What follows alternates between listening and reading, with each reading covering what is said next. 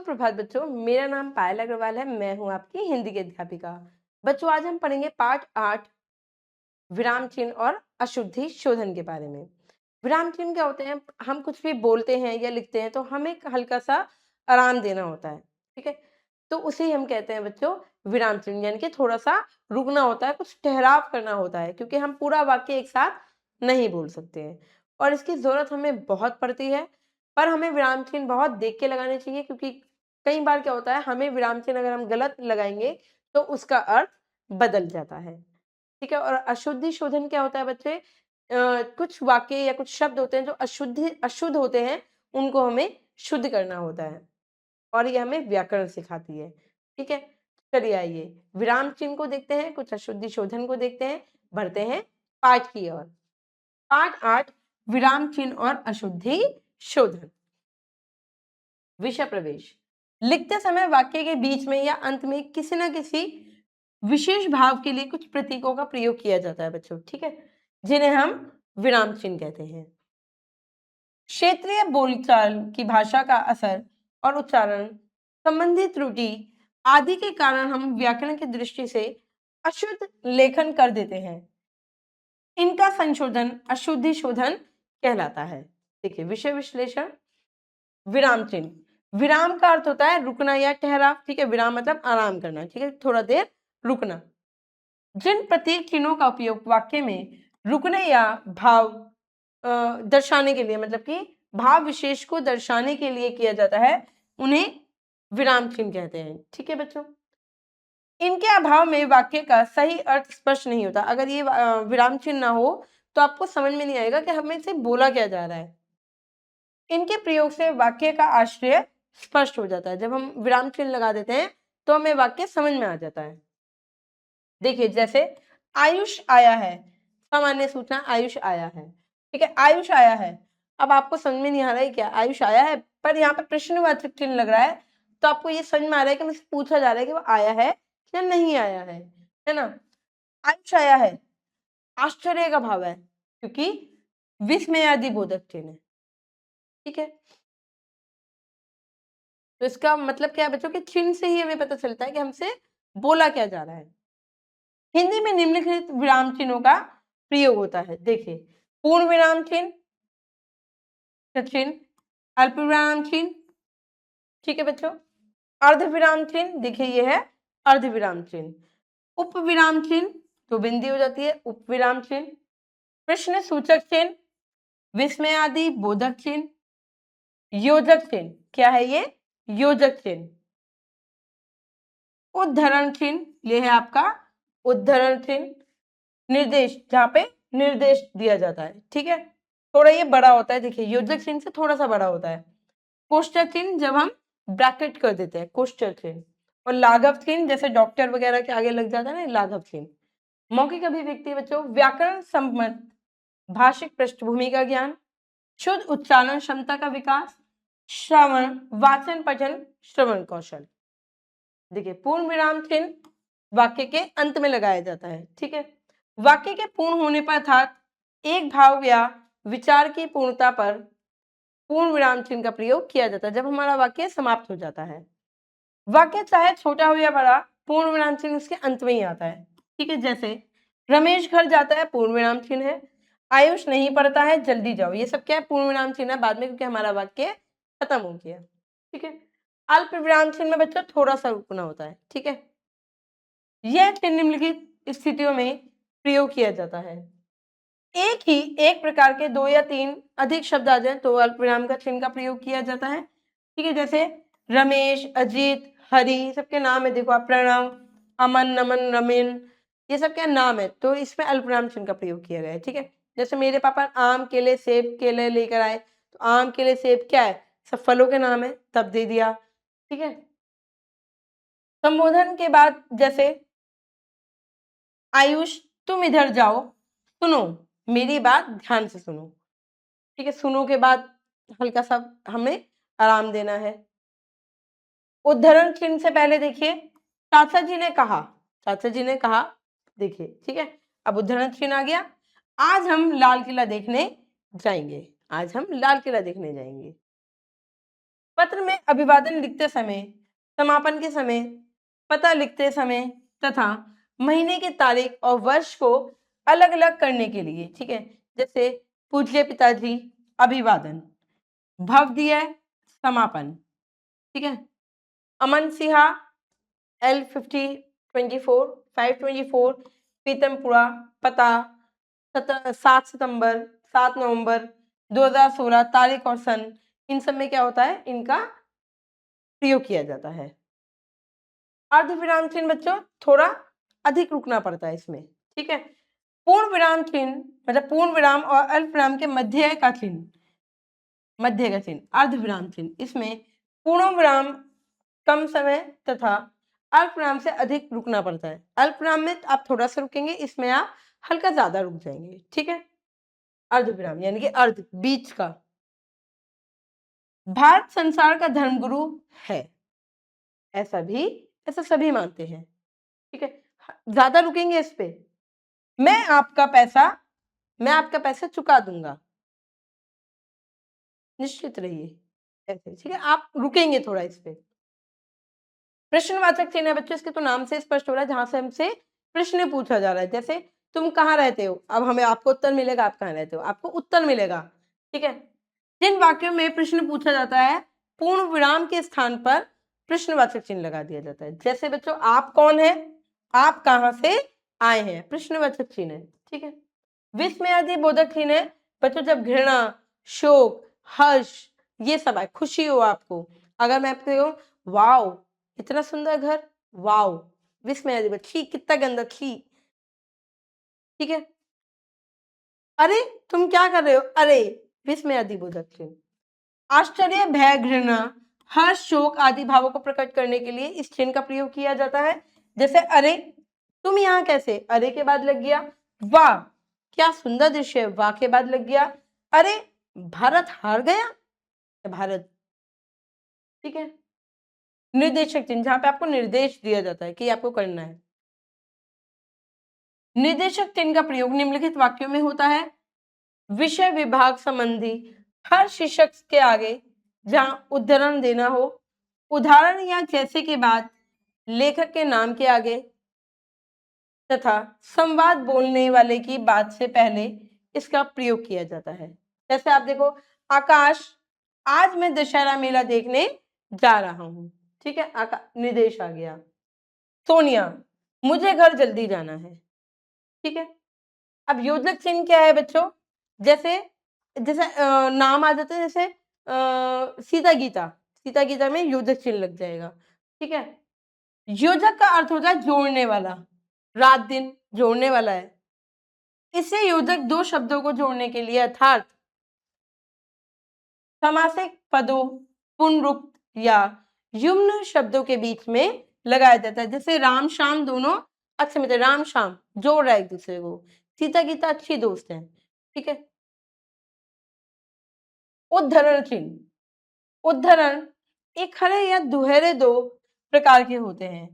किसी दूसरे की कही हुई बात को जो का त्यों बताने के लिए उद्धरण चिन्ह का प्रयोग होता है, ठीक है। ऐसी कैसे बताने के लिए, जैसे सुभाष चंद्र बोस ने कहा था तुम मुझे खून दो मैं तुम्हें आजादी दूंगा, ऐसे कैसे उद्धरण चिन्ह है, ठीक है।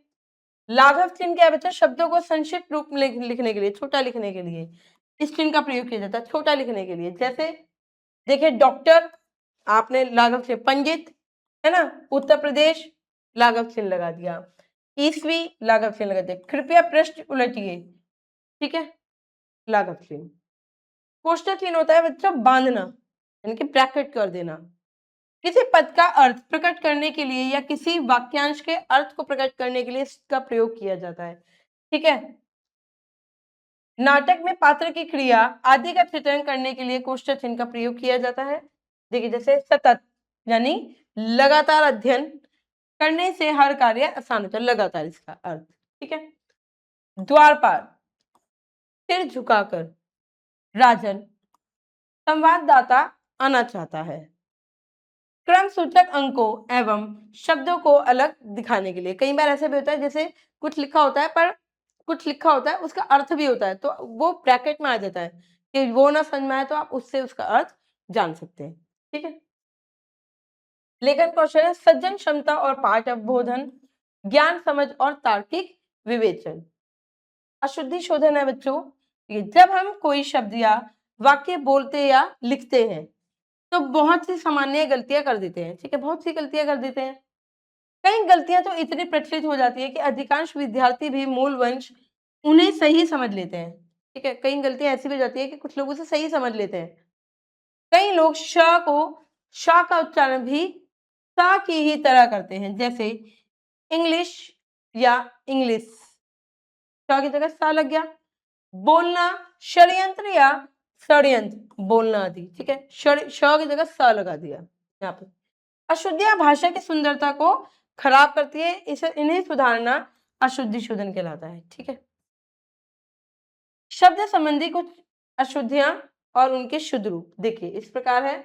ऊ की मात्रा की अशुद्धियां ये अनुकूल, अनुकूल, पुण्य, पुण्य, पुण्य होता है ना जैसे य, और इधर क्या है बड़े ऊ की मात्रा, पुण्य, पुण्य। ऊंचाई नहीं, ऊंचाई, बड़े ऊ की मात्रा।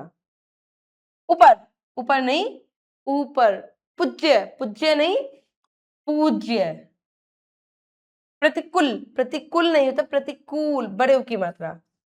बुढ़ा, बुढ़ा नहीं होता, बूढ़ा यानी कि बड़े ऊ की मात्रा। सूर्य, सूर्य नहीं होता, सूर्य यानी कि बड़े ऊ की मात्रा। सिंदूर, सिंदूर, दूर नहीं होता, सिंदूर, खींचते हैं मात्रा को इसलिए बड़े ऊ की मात्रा। हिंदू, हिंदू, बड़े ऊ की मात्रा। देखिए अब ई की मात्रा की अशुद्धियां देखिए कैसे होती है। उन्नति नहीं, उन्नति, जल्दी बोल जाते हैं, छोटी ई की मात्रा। नारी, नारी, बड़ी की मात्रा। छीछी, हाँ, छीछी। पुष्टि, हाँ, पुष्टि, पुष्टि। पत्नी, पत्नी। परीक्षा नहीं, परीक्षा, परी की मात्रा रखती है हमेशा परीक्षा में। परिस्थिति, परी, री पे मात्रा है, परिस्थिति, ये क्या है परिस्थिति नहीं। अद्वितीय, अद्वितीय। प्राप्ति नहीं, प्राप्ति, जल्दी बोल जाते हैं, छोटी की मात्रा। देखिए स और श की अशुद्धियां देखिए। नमस्कार, नमस्कार, स। पुष्प नहीं, पुष्प। कलश, स नहीं, कलश। प्रशंसा, प्रशंसा नहीं, प्रशंसा, ये है श, प्रशंसा, प्रशंसा। पुरस्कार नहीं, पुरस्कार। प्रसाद नहीं, प्रसाद। भस्म, भस्म नहीं, भस्म, आधा स। वाष्प, वाष्प नहीं, वाष्प। आसन, सॉरी, शासन, शासन नहीं, शासन, ये श और सा की गलतियां हैं, अशुद्धियां हैं। श्मशान, शमशान। देखिए बच्चों नौ ण की अशुद्धियां देखिए। कल्याण नहीं, कल्याण, ण। गणित नहीं, गणित। रसायन नहीं, रसायन। रामायण नहीं, रामायण। तो जब तक आप बोलोगे सही नहीं आप लिख भी नहीं पाओगे। लक्षण नहीं, लक्षण। प्रणाम, प्रणाम। प्राण, प्राण, ण आएगा। ब्राह्मण, हाँ, ब्राह्मण। वीणा गलत, वीणा, ण है। वाणी, वाणी। ट और ठ की अशुद्धियां हैं बच्चों देखिए। उत्कृष्ट, उत्कृष्ट नहीं होता, उत्कृष्ट, ट। ज्येष्ठ, ज्येष्ठ नहीं होता, श्रेष्ठ, ज्येष्ठ। पृष्ठ, पृष्ठ नहीं, पृष्ठ, ठ, ठ से ठठेरा। घनिष्ठ, घनिष्ठ नहीं होता, घनिष्ठ। पृष्ठ, पृष्ठ नहीं होता, पृष्ठ, ठ से ठठेरा। देखिए कुछ वाक्य संबंधी अशुद्धियां और उनका संशोधन। देखिए वाक्यों में अशुद्धियों का प्रमुख कारण है व्याकरण के नियमों का सही जानकारी का अभाव, यानी कि आपको व्याकरण की जानकारी नहीं है, क्योंकि इसमें कुछ नियम होते हैं जो हमें पालन करने होते हैं। वचन और लिंग संबंधी अशुद्धियां हैं। शिवाजी बहुत वीर था, शिवाजी बहुत वीर थे, रिस्पेक्ट है, सम्मान है। हवा बहुत ठंडा है, नहीं, हवा बहुत ठंडी है। कारक संबंधी अशुद्धि देखिए, बच्चा छत पर से गिर गया, नहीं, बच्चा छत से गिर गया। पतंगे आकाश पर उड़ रही है, पर थोड़ी आकाश में उड़ रही हैं, ठीक है। सर्वनाम संबंधी है, देखिए, मेरे को जल्दी जाना है, नहीं मेरे को नहीं, मुझे जल्दी जाना है, ठीक है। वह लड़के को बुला लाओ, नहीं, उस लड़के को बुला लाओ, ठीक है, ये सर्वनाम संबंधी है। क्रिया संबंधी देखिए, नेहा ने गीत गाई, नेहा ने गीत गाया, ठीक है। सभी मिलकर स्कूल जाता है, नहीं, जाता है नहीं, सभी स्कूल मिलकर जाते हैं, सभी मिलकर स्कूल जाते हैं। पद कर्म संबंधी अशुद्धियां हैं। तुम कर रहे हो क्या, नहीं, तुम क्या कर रहे हो, पूछा जा रहा है तुम क्या कर रहे हो। ओजस्वी को काट कर सेब दो, नहीं, ओजस्वी को सेब काट कर दो, ठीक है। देखिए निष्कर्ष है बच्चों, विराम अर्थात रुकना, विराम का अर्थ क्या है, रुकना। लेखन क्या, भाषण या पाठन में भी हम लगातार गति नहीं कर सकते, यहाँ रुकना ही पड़ता है। आप कुछ भी बोल रहे हो, आप लगातार नहीं बोल सकते, आपको रुकना ही पड़ेगा। लेखन में रुकने के लिए और भाव विशेष के अभिव्यक्ति के लिए कुछ प्रतीक चिन्ह निर्धारित किए गए हैं, जिन्हें हम क्या कहते हैं बच्चों, विराम कहते हैं, यानी कि विराम चिन्ह कहा जाता है, ठीक है। व्याकरण के निर्धारित नियमों का पालन के बिना जो लिखा जाता है वह शुद्ध नहीं माना जाता, ठीक है। यही अशुद्धि है, इसको शुद्ध करने की प्रक्रिया अशुद्धि शोधन कहलाती है। जो गलत है उसको सही करना शुद्धि शोधन कहलाता है, ठीक है। यह संशोधन आवश्यकता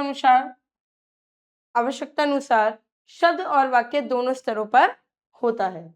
बौद्धिक कौशल है, व्यक्तिगत विशिष्टताओं का ज्ञान और बोध, आत्म मूल्यांकन संबंधी समझशीलता का विकास। चलिए बच्चों, अभ्यास करते हैं, अपनी प्रगति को जांचते हैं। वाक्य के अंत में कौन सा विराम चिन्ह लगाया जाता है, पूर्ण विराम चिन्ह लगाया जाता है। प्रश्नवाचक वाक्य के अंत में कौन सा विराम चिन्ह लगाया जाता है, प्रश्नवाचक चिन्ह लगाया जाता है। आओ हम सब मिलकर काम करें में कौन सा विराम चिन्ह है। देखो बच्चों, इसमें प्रश्नवाचक चिन्ह तो है नहीं और पूर्ण विराम चिन्ह भी नहीं है, बाद में तो आएगा ही पूर्ण विराम चिन्ह। अब इसमें या तो अल्प विराम चिन्ह या अर्ध विराम चिन्ह है, ठीक है।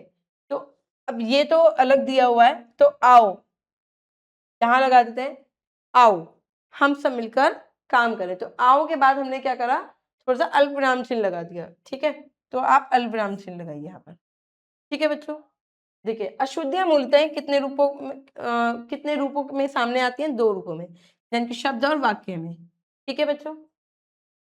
वाक्यगत अशुद्धियां संबंधी होती हैं, वाक्यगत अशुद्धियां होती हैं किससे संबंधित है, लिंग वचन कारक आदि से, ठीक है। मेरे को जल्दी जाना है, इस वाक्य में अशुद्धि किससे संबंधित है बच्चों, सर्वनाम से, ठीक है। मेरे को मतलब मुझे, ठीक है, सर्वनाम से। ये भाषा अध्ययन है, ये आपको खुद से करना है। ये वाक्य को शुद्ध करना है। भ्रष्टाचार है चरम सीमा पर आज, तो क्या है, आज चरम पर है भ्रष्टाचार, लिख दीजिए चाहे यहाँ पे आप, आज चरम पर है, क्या है, भ्रष्टाचार, भ्रष्टाचार, ठीक है। सत्य संभव नहीं बोलकर है जीना आजकल, ये आपको खुद से करना है। रमेश जाएगा, नेहा जाएगा तब रमेश आएगा, आएगी, ये गलत है, क्योंकि ये स्त्रीलिंग है, तो आएगी, नेहा आएगी तब रमेश जाएगा। लड़का क्रिकेट खेल रहे हैं, लड़का एक ही है तो क्रिकेट खेल रहा है, ठीक है बच्चों। सही शब्द पर रिक्त स्थान भरने हैं। सरकार ने किसानों का डैश माफ कर दिया है, क्या, ऋण माफ कर दिया है, क्या माफ कर दिया है, ऋण माफ कर दिया है। छात्रों को डैश व मानसिक रूप से स्वस्थ रहना चाहिए, छात्रों को शारीरिक व मानसिक रूप से स्वस्थ रहना चाहिए, ठीक है। हमें अपने डैश का ध्यान रखना चाहिए, हमें अपने सामान का ध्यान रखना चाहिए, ये आपको यहाँ से देख के खुद लिखना है बच्चों, ये आपकी गतिविधि है। यहाँ भारत देश पर एक कविता की कुछ पंक्तियां दी गई हैं, परंतु उनमें कुछ अशुद्धियां हैं। अशुद्धियों का शोधन करके इन्हें शुद्ध रूप से लिखिए। जैसे अब स्वतंत्र है हम, रहते हैं अपना सीना ताने। अब देखो ताने, सीना की स्पेलिंग गलत है और ताने, ठीक है, बड़ी की मात्रा आएगी, ठीक है। भड़ते, भड़ते गलत है देखो यहाँ पे, ठीक है। ठाने, मन में ठाने गलत है। अपनी मेहनत से मिटेंगे, मिटेंगे आएगा, बड़ी छोटी की मात्रा आएगी, ठीक है। भारत अपना देश, देश की माटी कितनी प्यारी, प्यारी लिखा है यहाँ पे। ये आपको देखना है, हिमालय जैसे यहाँ पे खड़ा गलत है, सूरज है जो गलत है, देखा, बिखरता गलत है।